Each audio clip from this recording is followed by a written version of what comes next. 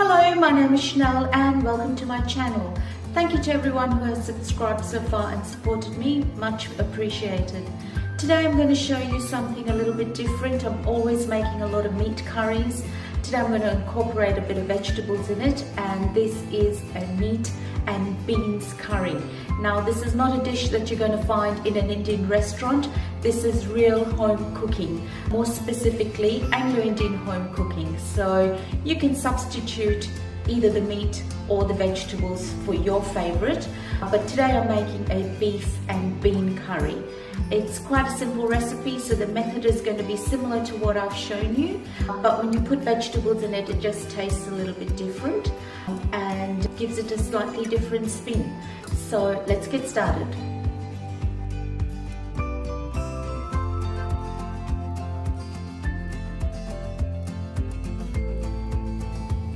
Okay, what I have here is some green beans and some beef, a tomato and red onion.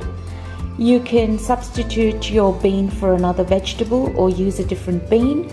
I have got some chuck steak which I have diced up. You can substitute that for lamb. And with my onion and my tomato, I'm going to dice that up so that will be the base or the gravy for the curry. Okay, so here's our spices. They're your basic curry spices, which I'm sure you're all familiar with by now. We've got coriander, cumin, garam masala, ginger garlic paste, chili powder, turmeric, salt and oil. So just your basic spices. So let's get started. We're going to add our oil to a heated pan and let your oil heat up. Once your oil is heated up, your onions go in. And we're going to cook our onions for a couple of minutes. We would like the onions to soften up a bit before we put our spices in. Okay, so you can see our onions have turned translucent and they've softened up a bit. So it's time for the ginger and garlic paste to go in. That's my ginger and the garlic. Just going to stir that for a minute or so. My ginger and garlic is well mixed in and I can get that nice smell. I'm just going to turn the heat down so it doesn't burn. And it's time now for my spices to go in. So I have got my coriander, cumin, turmeric, garam masala and chili powder to your taste. Give that a mix. Now you stir these dry spices just for about half a minute so that it all mixes well and the powderiness comes out of it. Be careful not to burn them.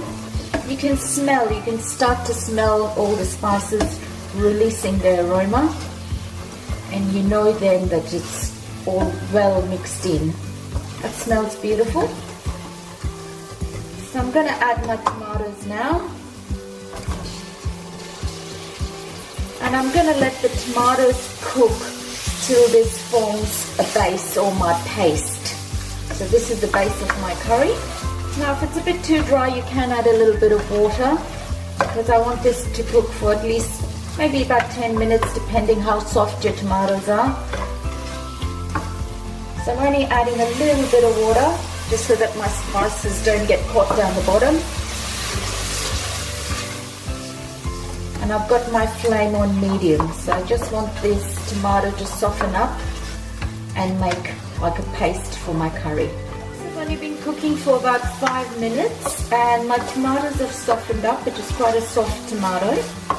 And as you can see, the oil has come to the surface. So when you're cooking your curry base, you must always wait till the oil comes to the surface because that tells you all your ingredients are cooked. So if you don't wait for that, you will have a raw curry base and you'll taste like a raw onion flavor, which you don't want. So this has cooked fairly quickly. So I'm happy with this. It's not a complete paste, and I'm not worried about that because I'm going to pressure cook it. If you're not going to pressure cook yours, you might want to give it the 10 minutes so that everything completely softens. But as you can see, my oil has released, it's come to the surface, so this is cooked well, and it's time for my meat to go in.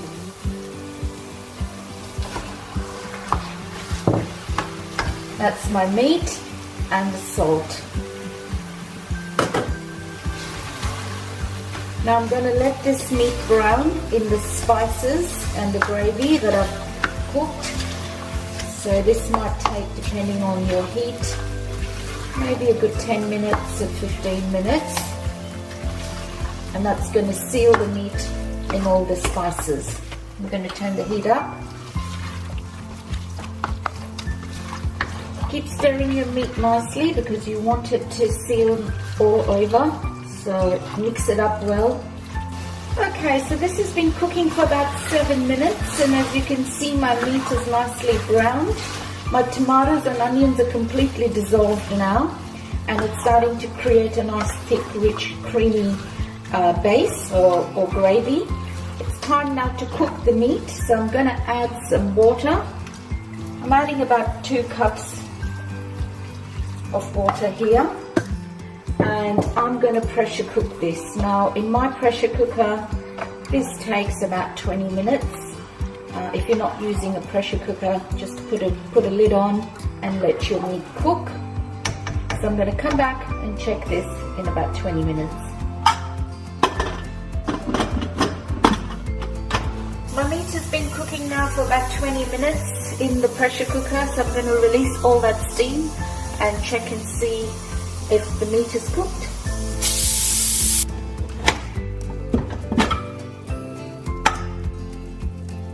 That curry looks beautiful. So I've still got plenty of water in there, which is good. And I'm just going to check that meat. Probably still needs another 5 more minutes.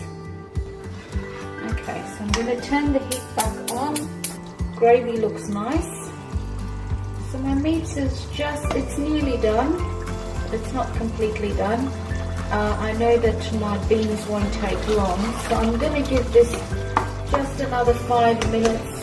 I'm not going to put the pressure back on, but I'm just going to put the lid back on and let it cook for another 5 minutes on a medium heat before I put my beans in.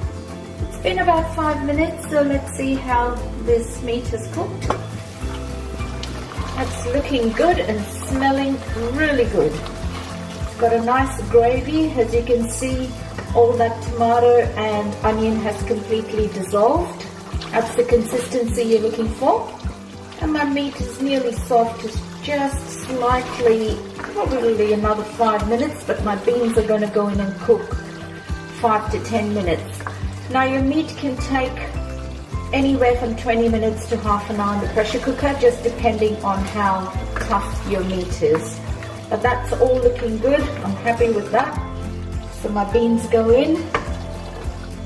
And I'm going to let these beans cook from anywhere from 5 to 10 minutes, depending on your beans. I'm going to turn the heat back up and add about a cup of water for those beans to cook.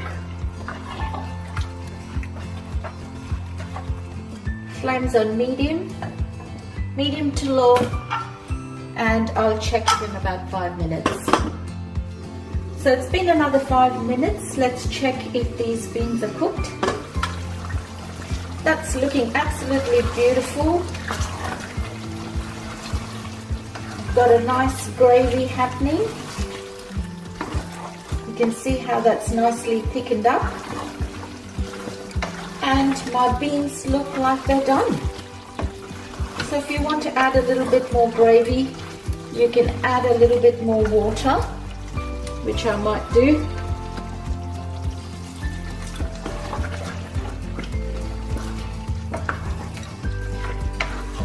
Don't want to overcook my beans.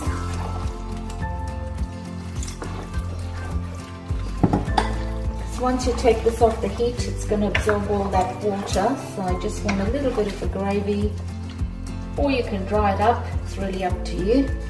So that's the sort of consistency I'm looking for. Now you can have this dish with rice, or you can have this dish with rotis, bread, Lebanese bread. It's up to you. So there you have it. This is a home cooked dish that you're not going to find in a restaurant. I'm going to turn the heat off. So there you have it, my home cooked beans and meat curry. So give it a try, share it with your friends and leave me a comment, and see you in the next video.